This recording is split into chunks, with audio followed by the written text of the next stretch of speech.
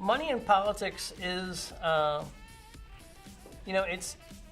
it's beyond sort of just affecting us to some extent. It actually is, it is unfortunately the system, and we can't break out of it. And as a result of that and the influence of money, and this is where we're stuck a little bit in the sense that we think too much about, say, for example, the Koch brothers, and we focus on the other side, when in fact, it's the complete system.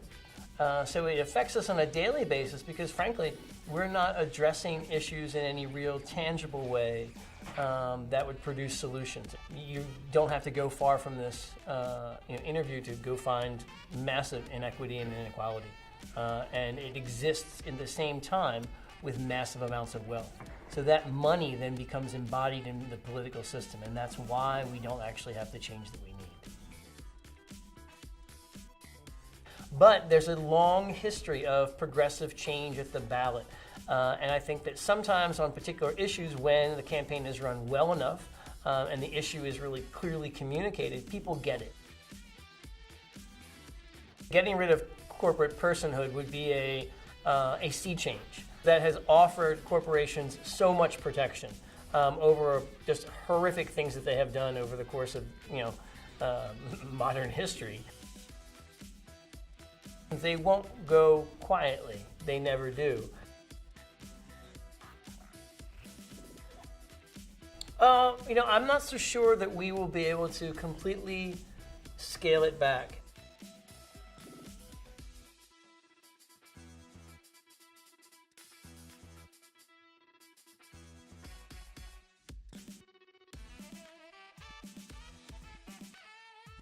It's now also opened additional doors to it. But we shouldn't mistake the fact that suddenly there was this gigantic influx of money in Citizens United that didn't totally exist before. I think that you really have to, the ability to create social change is really predicated on the idea of getting through some of the toughest times, which is when everyone tells you it's never going to happen.